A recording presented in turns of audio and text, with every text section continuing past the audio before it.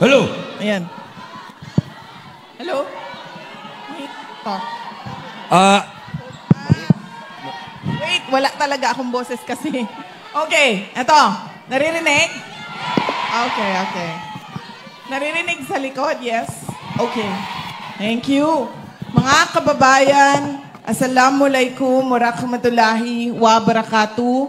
Madayaw, umayong adlaw, kaninyong tanan. Magandang araw sa inyong lahat. Good day to everyone.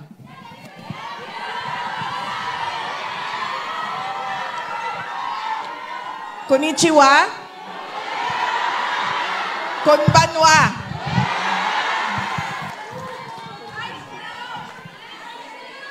Arigato gozaimasu. Thank you. Unahin ko po muna ang aking mga pagpapasalamat.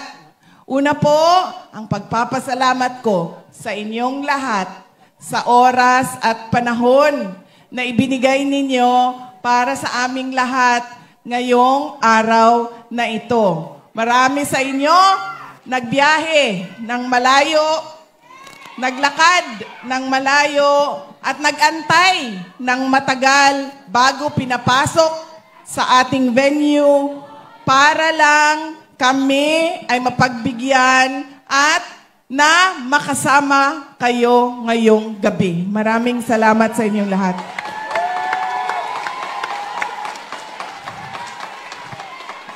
Ang susunod na pagpapasalamat ay para po sa ating mga organizers. Ang ating organizers, ang Republic Defenders for Peace and Unity Japan. RDPU Japan. Maraming salamat dahil sila ang aming kausap at sila ang aming coordinate para mabuo yung ating programa sa Japan ngayong gabi dito sa Sumida City, sa Tokyo, at bukas doon sa Nagoya. Maraming salamat sa inyo, RDPU Japan. Ang susunod na pagpapasalamat ay sa Kingdom of Jesus Christ. Sila po ang partner ng RDPU Japan para sa ating program ngayong gabi. Ang susunod ay ang pagpapasalamat natin sa Sumida City Hall dahil pinayagan nila tayo na magsama-sama at pag-usapan si dating Pangulong Rodrigo Duterte at ang ating bayan. Ang susunod na pagpapasalamat ay sa Sumida City. Ang Head of Security natin na si Yuichi Ito. Nagpapasalamat kami kay Mr. Ito para sa kanyang tulong sa atin. Ang susunod ay ang media partner ng ating RDPU ay ang SMNI Network. Sunshine Media Network Incorporated. Maraming salamat sa inyo. Sila po ang ating official media partner ngayong gabi. At syempre, nagpapasalamat tayo sa ating local Tokyo Police. Meron po tayong mga kasama na mga para din silang mga kateki, no? Yung itsura nila ba? No? Mga Japanese kateki. Ayan sila. Nagpapasalamat tayo sa Police Tokyo. Ang susunod, nagtatago yan dyan sa gilid. Ganda pa ng katawan. Dapat ganyan ang kasama, no? Yung pag ikaw matangkad ka, yung kasama mo mas matangkad sa iyo. Malapit ko na siya tinawag kanina, uy, katiki! Hindi pala.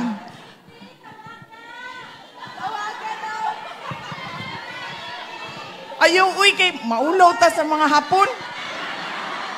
Ayaw. Maulaw ta, basin makasamaan ta nila. Ay, kadud lang. Kinsay nakaila ato, ma'am. Kinsay nakaila na. Minyo ba na sila? O dalaga, ay, daghan mig dalaga diri. Ay, minyo. Minyo, ma'am, silang duha. Ay, minyo daw, ma'am. Minyo daw na. Ayaw na. Makakita tag-away, ana. Ang susunod na pagpapasalamat ko ay sa atin pong mga kasamahan na nagbigay ng mensahe ngayong gabi para sa atin, sa inyong lahat. Una po ay si Attorney Vic Rodriguez. Binoto nating lahat. Pagka-senador. At syempre, iboboto natin sa darating na halalan. Ang susunod ay si Dr. Richard Mata. Binoto natin.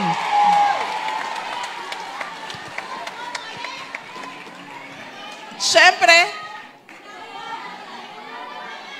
oo. Paniwala ko, ma'am. Talaga, totoo. Dahil mahirap mo i-explain. Hindi ako mathematician, hindi ako statistician. Mahirap i-explain, ma'am, kung bakit ang trending sa overseas Filipino voters at sa absentee voting hindi nakikita doon sa general population voting. When historically, ang nagtuturo kung sino ang likely na manalo at nananalo dahil yun ang nangyari sa amin nung panahon ng presidential election 2022, nakita namin ang trend sa overseas Filipino voting. Kaya mahirap ipaliwanag kung bakit ganun ang trend sa overseas Filipino voting pero hindi siya nakikita sa botohan. Hindi nakita sa botohan doon sa Pilipinas. Pero isa lang ang sigurado tayo. Madami, milyon ang bumoto. Kay Attorney Vic Rodriguez at kay Dr. Richard Mata.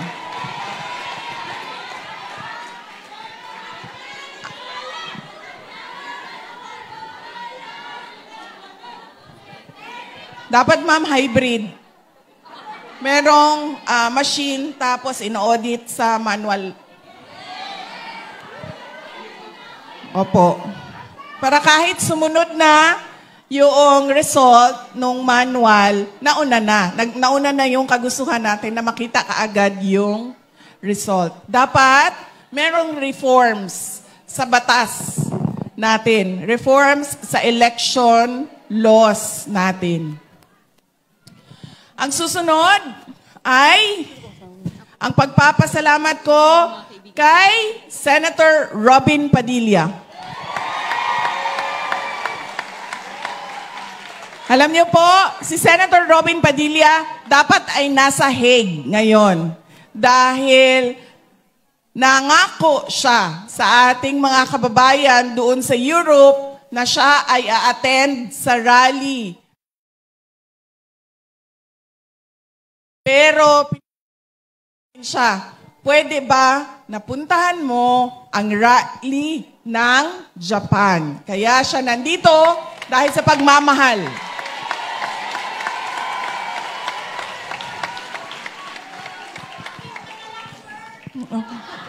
Magpaalam tayo kay Ma'am Mariel, ma'am. Iuwi mo siya ng isang gabi, ma'am. Pero ibalik mo siya kay Ma'am Mariel. Okay lang ba yan?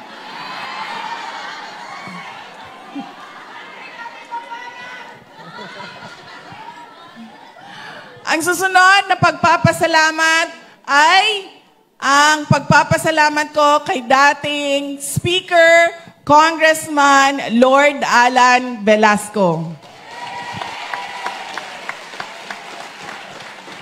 Kasama po namin siya sa mga kampanya noong 2019, noong 2022. At ngayon ay kinukumbinsi ko siya. Dati siyang congressman. Alam niya kung ano ang kalokohan sa loob ng House of Representatives. Kaya, kinukumbinsi ko siya, magsalita ka na. Kaya mamaya, pag nakita ninyo, nakausap ninyo,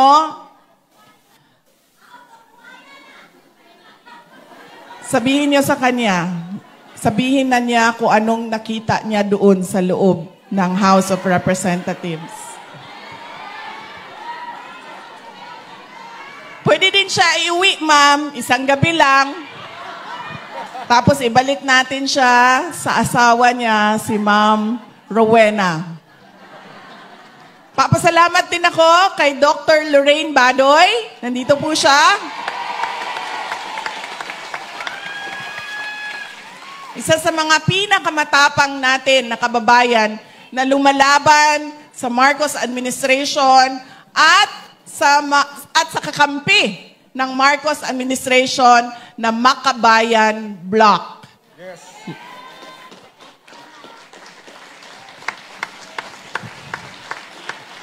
Nandito din po sa ating stage si dating Congressman Jing Paras,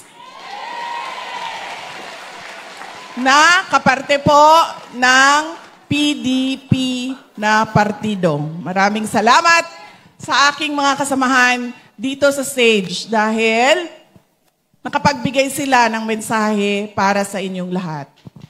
Ang susunod na pagpapasalamat ay mula po sa akin. Nagpapasalamat po ako sa inyong lahat sa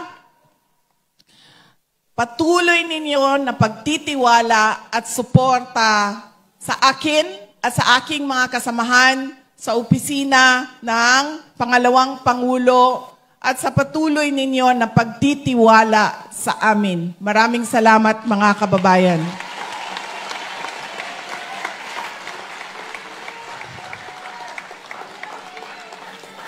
Mahal ko kayo. Ma'am.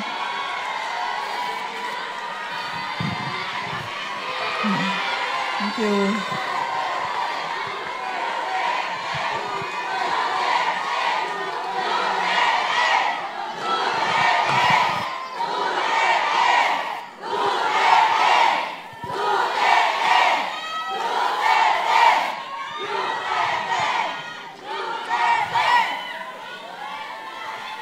Ang susunod na pagpapasalamat ay mula po sa aming pamilya, ang pamilya Duterte. Paulit-ulit po ang pagpapasalamat namin sa pagkakataon na ibinigay ninyo sa amin na makapaglingkod sa ating pinakamamahal na Pilipinas. Maraming salamat po sa inyong lahat.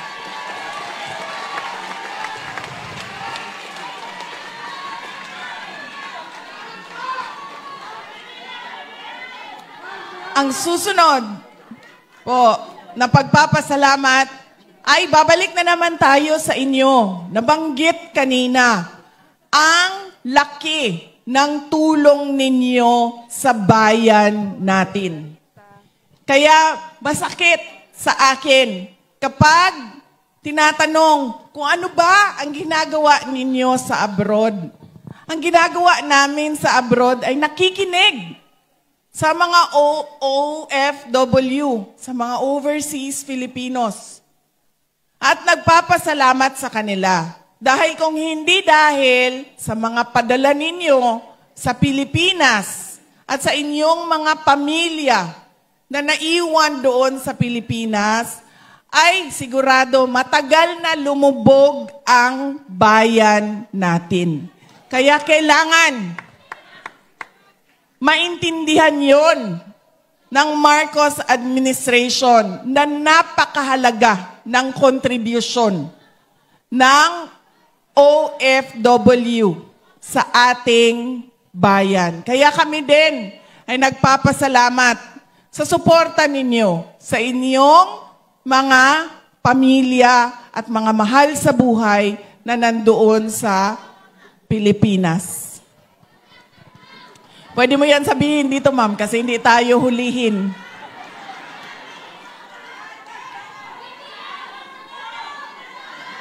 Susunod.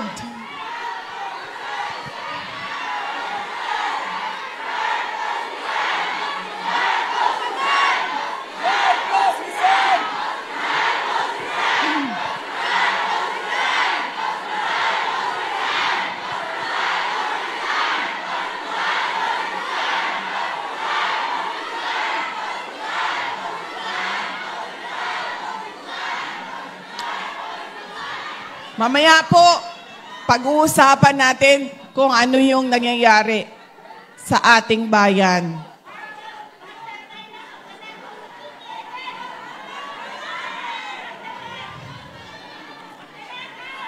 Ang susunod na pagpapasalamat ay mula sa ating pinakamamahal na dating Pangulong Rodrigo Duterte.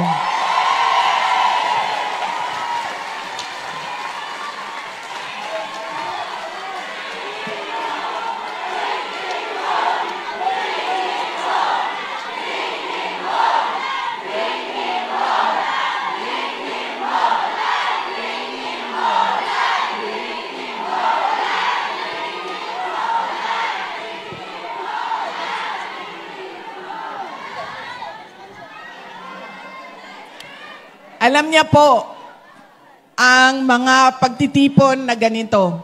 Dahil kapag nagkakausap po kami, ay sinasabi po namin sa kanya. At yung kapatid ko po, si Veronica, araw-araw po yun may report.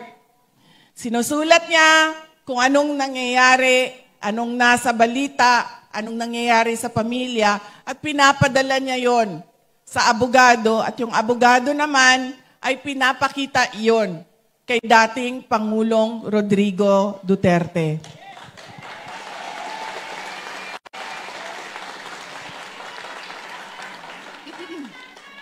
Kapag kami ay magkausap doon sa detention unit, sinasabi niya lagi, nagpapasalamat siya sa mga dasal ninyo.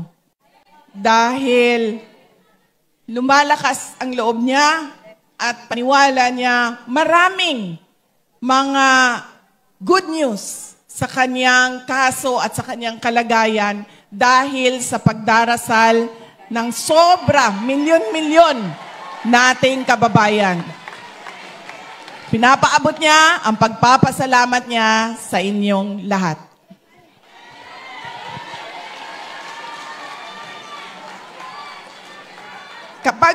Kahit saan po ako pumupunta, noon ang unang tinatanong sa akin, kamusta na ba si dating Pangulong Duterte?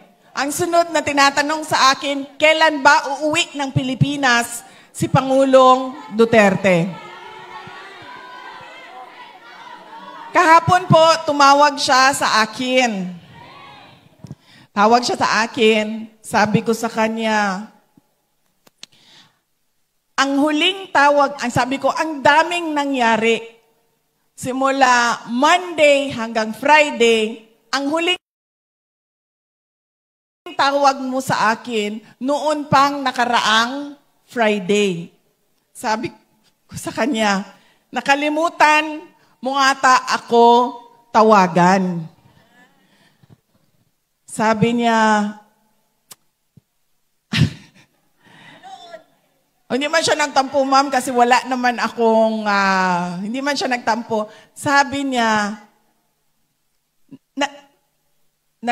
hindi man nagagalit ang term na sinabi niya kahapon. Ang sabi niya is, dili siya nanlood, ma'am. Nangyayari sa atin sa Pilipinas, korupsyon. Parang, ayan, nabalaka. Yes. Nabalaka. Nag-aalala. Pasailua. Uy, umuna-muna nabayanin akong Tagalog sa tinuod lang. Uy, binuang ba? Kaya ba mo, hinay na kay ko may istorya, kay ginahuna-huna pa na ako. Unsa gani ning Tagalog, ani? Pangako. Saad? Pangako. Pangako. Dili ma'am ko pwede magbinisaya, ma'am, kay ang uban, dili makasabot. So, kinahanglan yung tinagalog. Pero muna-muna na gini. O sa to? Nabalaka, nag-alala. Naalala siya sa mga pangyayari sa Pilipinas sa korupsyon. Tapos, ikinento ko sa kanya, thank you, ikinento ko sa kanya, ay sorry, ito pala ang sasabihin ko kanina at nakalimutan ko, ito pala yung unang-unang sasabihin ko sa inyo. Kasi marami kanina ang lumalapit sa stage para magpa-picture. Meron po tayong oras mamaya para po sa kamustahan. So ayusin lang po natin yung linya natin mamaya para sa 1:1 na picture. Solo photo. Hey! Kaya wag po kayong mag-alala. Ako yung nag-aalala. Alam niyo bakit? Anong nangyari sa amin sa Kuwait? Ilan tayo dito ngayon? 1,000. O ganon yung sa Kuwait. 900. 900 yung sa Kuwait. Sa venue namin. Tapos, mahaba yung pila. Nagtataka ako, bakit parang hindi nababawasan ito? Hindi talaga siya nababawasan. Sige, okay lang. Wala namang akong gagawin. Wala naman akong gagawin pagkatapos ng event. So, okay lang, picturean tayo ng picturean. So, tataka na talaga ako. Hindi talaga siya nababawasan. Nandun lang lagi yung pila. Ganyan. Hindi na umabot dito yung dulo ng pila. Tapos napansin ko na, pag hindi nila gusto yung picture nila, pumipila sila ulit.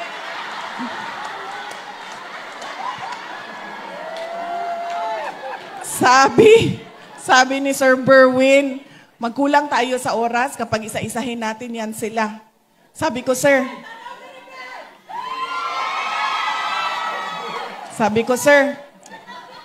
unang-una, yung paulit-ulit, hilain yung palabas yan sa pila. Kasi kawawa yung mga nasa likod, nasisingitan ng paulit-ulit ang na pumipila. Tapos sabi ko, yung may mga picture na dati, sino yun? Hoy, kunwari, wala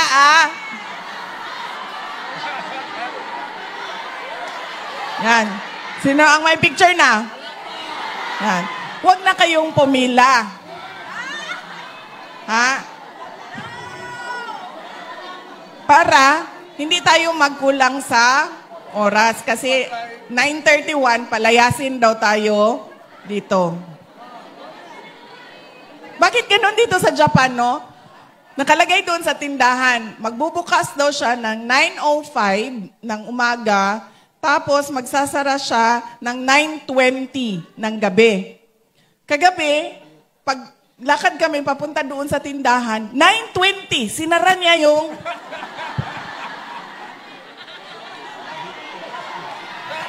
Sabi ko, grabe, may hangyo ning lugaran ni.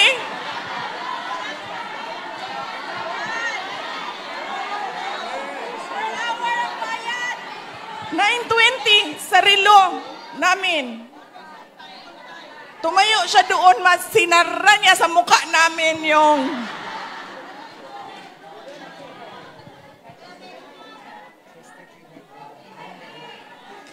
So yan, papalayasin daw tayo ng 9:31. So anong oras na? 8:09. 8 pa lang. Kaya pa yan. Kaya yan. Yung organizer lang ang kabahan. Wala tayong kaba. Grabe.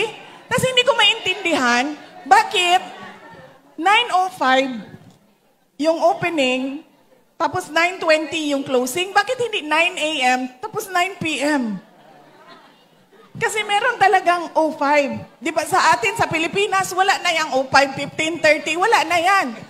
10, 11, 12 lang yan. May usapan tayo 9, darating tayo 11. Di ba?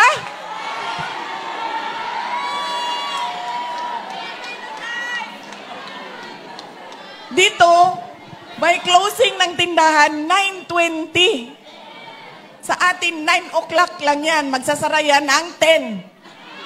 Tapos, makikiusap ka pa, pwede. Buksan sa iyo ang tindahan. Kanang nahutdan mi og ice, pwede mo palit. Bubuksan yung tindahan para sa iyo. Bibigyan kang ice. Dito, sarahan ka sa muka mo. Grabe. Wala'y hangyo, diri? Wala.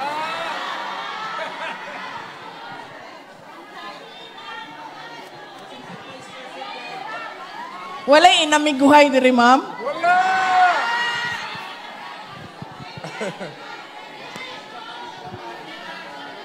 Oh. Bakit yun? Bakit ang tindahan niya magbukas ng 9:05 tapos magsara ng 9:20? Ha?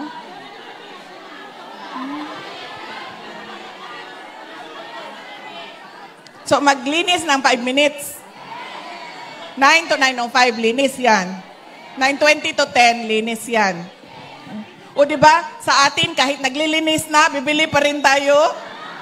Sa kanila, hindi. Pag panahon na ng linis, hindi ka na pwede pumasok. Nasaan na ako sa aking speech, ma'am? Yeah, tumawag siya kahapon. Sabihan ko siya, kalimutan mo ata ako. Sang linggo na dumaan, hindi ka tumawag sa akin. Paano ako makapagbigay sa iyo ng update at chismis kung hindi ka tatawag sa akin? Tapos medyo, ano ang mood niya kahapon, hindi nga niya nagugustuhan yung balita na nangyayari sa Pilipinas. Hindi niya nagugustuhan yon. At tinatanong niya ako kung anong ginagawa, ganyan. Tapos nagtanong siya sa pamilya, o kumusta ka na? Sabi ko, okay man lang ako pa, nandito ako sa Japan kasi meron kaming rally bukas, Sabado at sa Linggo. Okay lang ako. Tapos sabi niya, oh, kumusta ang mama mo? Tapos sabi ko, okay. Diba? Kung kailan tumanda, sabi niya, kumusta ang mama mo? Sabi ko, okay man lang siya. Nandyan siya sa Hague. Kasi, schedule ng pagbisita niya sa iyo. So, mamaya hapon, magbisita na yon sa iyo. Sabi niya, ganun ba? O sige, babay na. Duda ko, maaga siya naligo. No? Kumain maaga, naligo ng maaga, excited. Imagine, sabi ko sa kanya, andyan man siya sa Hague. Sabi ko, siya man ang magbisita mamayang hapon. O sige, babay na.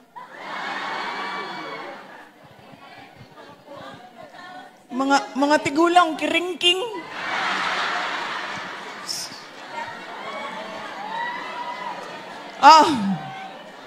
Wala pa anuhan niyo ako ng oras ha, kasi sarahan tayo ng 9:31. Warningan niyo ako. Anong oras tayo magsimula sa picture taking? Ngayon na? Hindi pa ako tapos sa aking message. Ayaw niyo pag-usapan si BBM? Gusto! Ayaw na? Suman ni sila. Uy, picture lang may gani ninyo diri. Suman mo, uy. Naatay trabaho ba? Ang trabaho nato, ayuso na nga to ang nasod. May trabaho tayo. Ang trabaho natin, ayusin ang bayan natin. Hindi. Bakit kayo pa-picture na kaagad?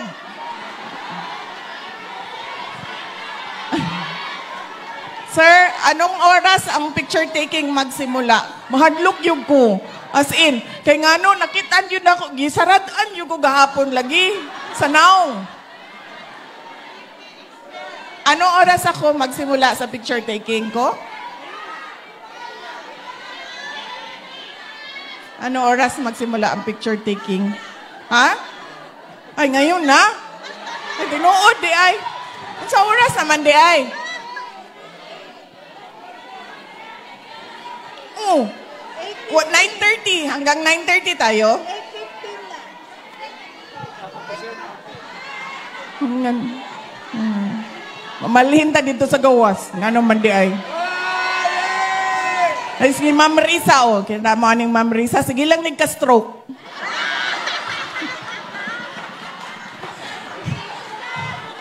Masroke gani ni karon sala ni BBM.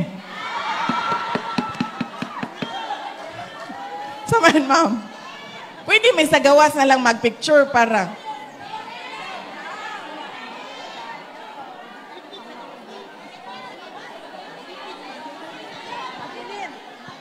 Madilim sa labas. Dili pwede sa gawas. Angit-ngit. Anaan lang na itong flashlight. Flashlight.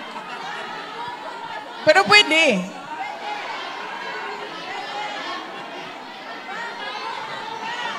Ingon ni Ma'am Risa, istoryahon daw si Katekisan.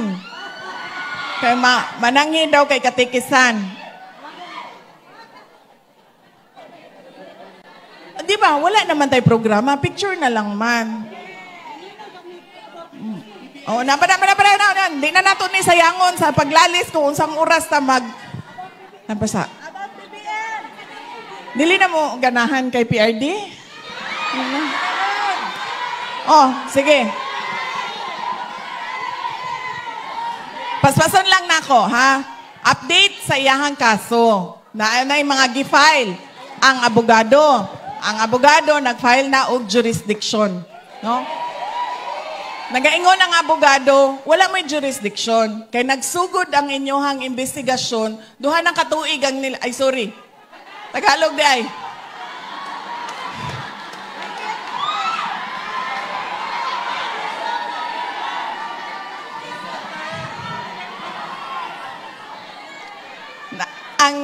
Ang kanyang ang kanyang abogado nag-file na ng petition for jurisdiction. Sinasabi ng kanyang abogado na wala na kayong jurisdiction sa kaso na ito. Dahil nagsimula ang investigasyon ninyo 2 taon na no pag-alis ng Pilipinas sa ICC. Yan ang sinasabi ng abogado niya. At maraming legal experts at meron siyang kinuhang legal expert din na nagsasabi na tama nga, hindi na kayo pwedeng mag-imbestiga dahil tapos na yung 1-year period na pwede kayong mag-imbestiga after withdrawal. Ay, hindi ko alam yan, ma'am. Hindi ko pa alam kung makakauwi siya, ma'am. Hindi ko lang masagot kung kailan. Oh my God. Bring him home alive!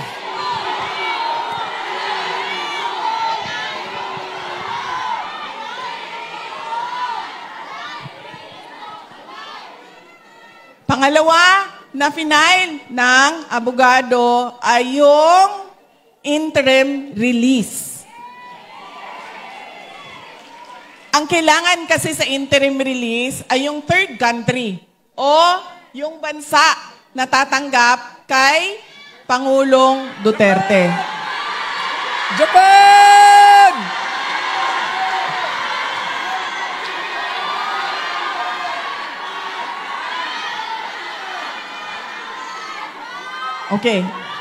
Okay, sandali lang. Tatagal tayo sa sigawan ninyo, sandali lang.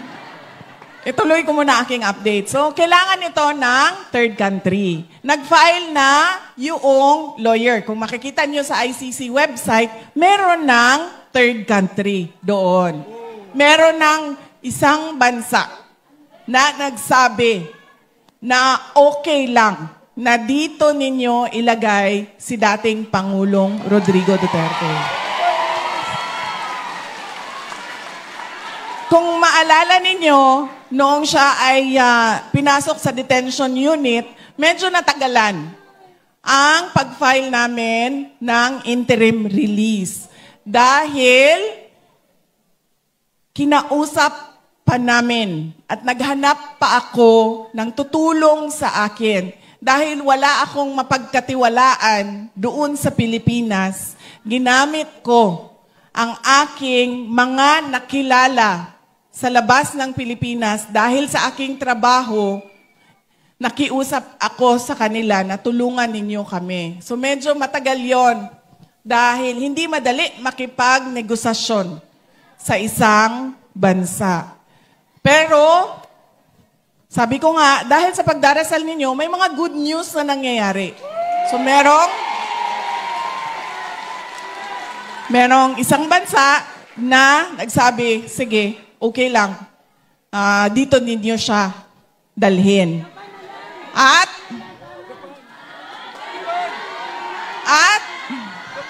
masasabi ko, hindi Japan. Yun lang. Hindi ko masabi sa inyo kung saan, pero pwede kong sabihin, hindi siya sa Japan. Tapos, ayun. So yan ay pending. Nandoon na lahat ng papeles, dokumento, lahat. Pinasok na namin sa ICC. Ano ba ang sinasabi ng prosecutor? Sabi ng prosecutor, yes sir. Sabi. Oo, yes sir, pero kailangan kasi tanggapin siya noong bansa. Hindi pwedeng, basta na lang siya papasok doon sa bansa na yon. Ano ba ang sinasabi ng prosecutor? Kung nakikita nyo, kumontra sila sa interim release. Sabi nila, hindi pwede yan kasi ang dami niyang kaibigan sa buong mundo. Yes. Ang laki ng network ng supporters niya. Yan ang sinasabi ng prosecutor. Kaya hindi daw pwede. Pangalawa, yung pamilya niya, hindi nila tinatanggap yung pagkuha ng ICC o pag-detain ng ICC kay dating Pangulong Rodrigo Duterte. Lagi nilang sinasabi ay kinidnap siya. Yun naman ang katotohanan. Nakita niyo yun sa opening statement ng abogado ni dating Pangulong Rodrigo Duterte, si E.S. Medialdea. Sa first hearing pa lang sinabi na namin, kidnapping ang tawag sa batas, extraordinary rendition. Inuulit ko lang kung ano yung nasabi na. Kaya hindi pwede sabihin ng prosecutor na dahil kay Inday Sara ay hindi namin papalabasin ang kanyang ama. In fact, dapat nga nila yan ibigay si Pangulong Duterte sa akin. Kasi para mapanigurado ko na siya ay a-attend at mag-cooperate sa kaso. Dahil mahirap siyang i-engage kung siya ay nandoon sa loob. Bakit hindi pwede ibigay ang interim release? Tatlo yan. Unang-una, pwede siyang lumayas. Alam na natin na hindi siya lalayas. Kasi lagi niyan sinasabi, gusto ko umuwi ng Davao. Gusto ko mamatay sa Pilipinas. So ibig sabihin, alam natin kung saan siya hanapin. Hindi yan pupunta ng Africa, ng Antarctica, ng West Philippine Sea. Pupunta yan ng Davao.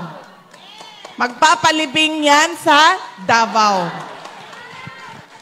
Pangalawa, sinasabi nila, ay posibleng mag-threaten ng witnesses. Buhay na buhay si Trillanes, buhay na buhay si De Lima, buhay na buhay lahat ng... Oy, ma'am! Buhay na buhay lahat ng buhaya. Sandali. Sinasabi ko sa inyo, hindi na bukas. Dahil bukas sa Davao City ay meron kaming lechon na buhaya. Promise. Kanina lang ay tumawag ang Crocodile Park. At sinabi nila sa akin, bibigyan namin ang prayer rally ng lechon na buaya. Oh, hindi lang yan. Sabi ng kaibigan ko na merong bakery, sabi niya, Inday Sara, akong bahala sa cake mo na buaya. Gaano kahaba yung cake? 3 meters? 4 meters. Buaya. Pagpiestahan namin ang mga buaya. Ano pa yun, ma'am? Saan ako? Pwede siyang mag-threaten ng witnesses. At ang huli ay, pwede siyang, nakalimutan ko na naman, ano yung huli? Ha? Ipatuloy ang paggawa ng krimen kuno. Nakita naman natin na hindi na nag-oath, hindi na mayor ng Davao City si dating Pangulong Duterte. Ano ba sinasabi niya? Sabi niya, hindi ko magawa ang trabaho ko kung nandito ako. Hindi makatarungan para sa mga tiga-syudad ng Davao kung ang mayor nila ay nasa loob ng detention unit at may kaso na hinaharap sa ICC. So sabi niya, mamaya na lang yan kapag nasagot na at natapos na ang ICC ko na kaso. So yan yung mga tatlong bagay na pwede mong hindi ibigay ang interim release. Pero sa kaso ni dating Pangulong Duterte, wala ito lahat. Kaya nakikita ninyo, wala nang basihan sa batas ang oposisyon ng prosecution. Ang basihan niya, newspaper clippings, kung anong sinabi nito, anong sinabi niyan, ganun na lang ang basihan niya. Yan ang interim release. Ang huli ay nagsasabi ang abogado. Tingnan muna natin kung pwede pa bang mag-trial ang tao na ito. Meron kaming mga expert, ilabas natin ang expert, interviewin ninyo ang mga expert kung pwede pa bang mag-trial ang tao na ito. Yan ang tatlo na mga papel o dokumento na nasa loob ng ICC na hanggang ngayon hindi pa inaaksyonan. Na sinasabi natin, ibigay nyo yung interim release. Bakit? Wala kayong confirmation of charges, wala kayong trial date. Anong ginagawa ng tao na yan sa loob? 80 years old. Alam nyo ba, bago lang nagka-problema yung kapatid ko si Veronica. Kasi si Veronica yung nag-aalaga sa kanya. Ako yung nagpapagalit sa kanya. Pag mga chismis, ganyan, mga kung ano-anong pangpagalit, ako yun. Mga pangangailangan niya, gupit ng buhok, yung kanyang pagpapatina, paggupit ng kuko niya, yan kay Veronica lahat. Kain niya, damit niya, kapatid ko ang nagpapanigurado na maayos yan lahat. So ito lang, ang tagal niya naasikaso ang paggupit ng kuko. Kasi, magpapaschedule si Veronica, darating ang maggupit ng kuko, pagdating doon, ayaw niya magpaggupit ng kuko. Tapos, malalaman ni Veronica, dahil magrereklamo siya, meron kasi siyang manicurista na, simula 1990s hanggang ngayon, yun pa rin ang kanyang manicurista. So, wala siyang tiwala sa iba. Sinasabi niya kay Veronica, baka masugatan ako. Pag masugatan ako, sabi niya, hindi niya daw gusto yung masakit dito sa gilid ba? Ang groan. Pati doon sa paa. So, nagpa-schedule ulit. Pagdating nung nail technician, ayaw na naman niya magpa-gupit. So, hindi ko na alam kung anong estado ng kuko ni dating Pangulong Rodrigo Duterte dahil napagod na ako sa pagbabasa doon sa group chat Dahil pina-follow up ni Veronica ng pina-follow up ang kuko ni dating Pangulong Rodrigo Duterte. So yan po ang mga latest na updates sa kanyang kaso. Pagdating naman sa ating bayan, ay nakikita ninyo, di ba? Sumabog na ang 2025 budget. Yes. Kung maalala ninyo, July 2024 ako nag-resign. July 2024. Dahil yan din yung simula ng budget. Noong 2023, sinabi ko sa inyo, noong 2022, nagka-problema na kami sa DepEd budget. Dahil gusto nga nila kunin yung school building fund. Billion-billion kasi yan. Nung first year, hindi nila nakuha. Kasi nagawa namin ng paraan na sinabi namin, may department order kami. Kung ang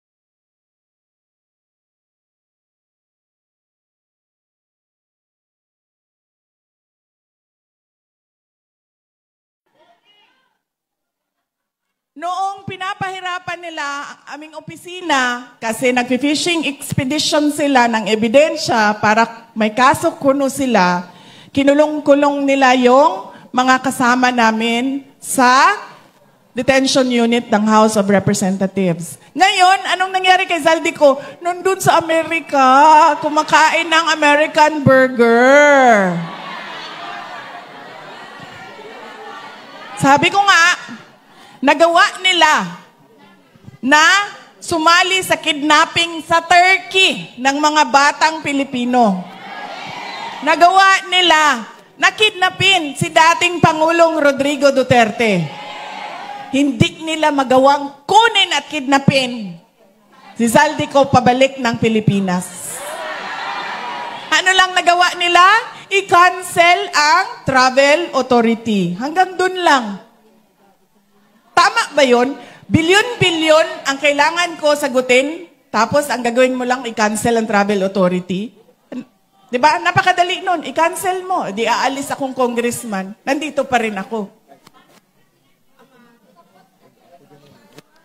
Oo. Sabi niya kanina, ibalik ang pera ng PhilHealth.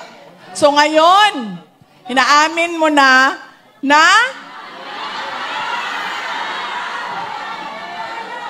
kasi hindi lang yon. Hindi ko alam kung nabanggit ni Attorney Vic Rodriguez, kukunin daw nila sa savings. Paano ka nagkaroon ng savings na wala ka pang declaration ng savings? Wala ka nga, nagkulang ka nga deficit ka nga paano ka nagkaroon ng savings?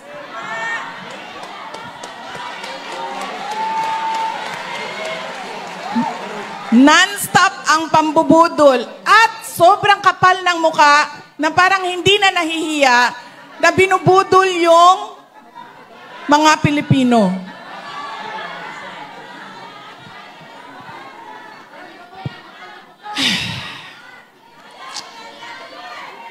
Pahiram ako ng cellphone ko.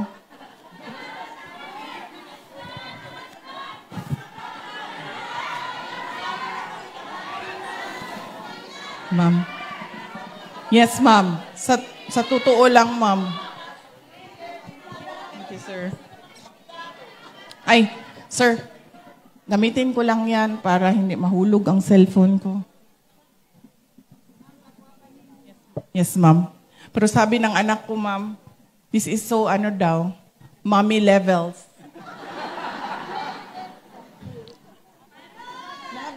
Mga bata, ayaw nila ng ganito, no? Ayaw nila. Pinipilit ko.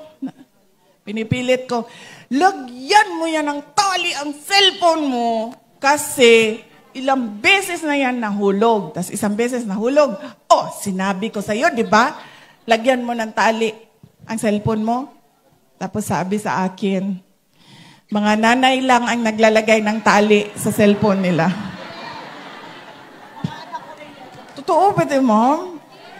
Bakit? Buwan yung mga bataan ni. May ganito, di ba? Kasi pagkatapos mo, ganyan ka lang, di ba? Tapos pagkatapos mo ng ganyan. Tapos, di ba sa kanila, hindi. Kahit nahirapan na sila dun sa malaki nila. Mas malaki pa yung kanila, di ba? Ganyan. Hirap na sila, ganyan. Dala-dala yung mga kape nila. Kape. Yung kape nila, yung cellphone nila. Ano pa yung dala-dala nila, ma'am? Yung electric pan nila, kape, yan, lahat. Lagyan mo ng tali para maluwang.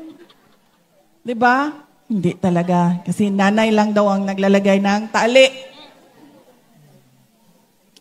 sa cellphone. Ay, hindi na ako kilala ng aking cellphone. Oy!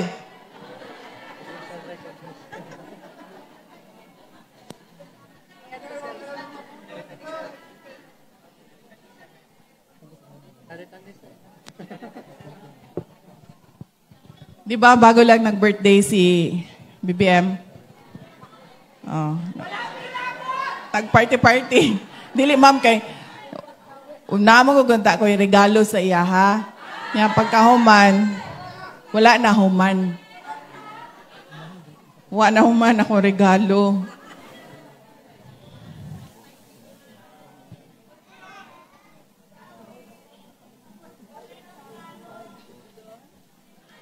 Kani.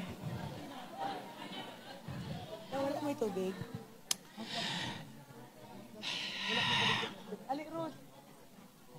Yes. Sinulat ko ito ng mga 2.5 weeks. Hindi siya umabot sa birthday.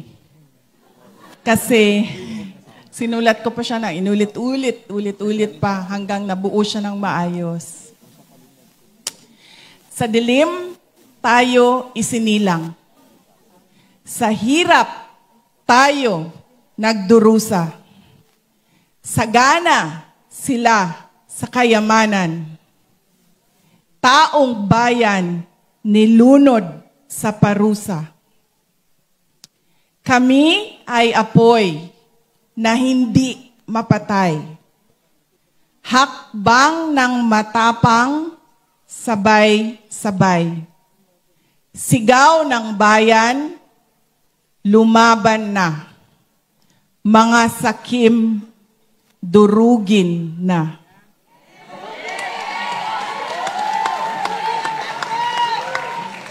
Mga bulok na pangako, palasyong pinatong sa ating buto.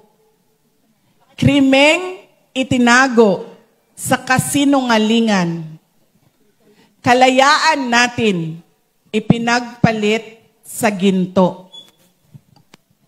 Kami ay apoy na hindi mapatay.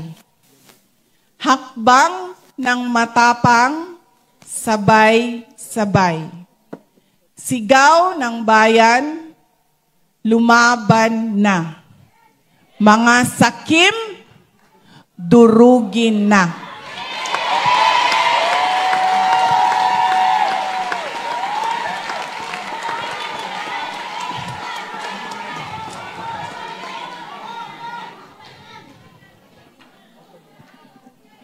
Sa dilim tayo isinilang. Sa hirap tayo nagdurusa. Sagana sila sa kayamanan. Taong bayan, dilunod sa parusa. Kami ay apoy na hindi mapatay, hakbang ng matapang, sabay-sabay sigaw ng bayan. Lumaban na mga sakim, durugin na mga bulok na pangako, palasyong ipinatong sa ating buto. Krimen itinago sa kasinungalingan. Kalayaan natin pinagpalit sa ginto. Kami ay apoy na hindi mapatay, hakbang ng matapang, sabay-sabay sigaw ng bayan. Lumaban na mga sakim, durugin na. Kami ay apoy na hindi mapatay, hakbang ng matapang, sabay-sabay sigaw ng bayan. Lumaban na mga sakim, durugin na. Taas noo, humahakbang, huwag yumuko kailanman. Taas noo, humahakbang, huwag yumuko kailanman. Taas noo, humahakbang, huwag yumuko kailanman.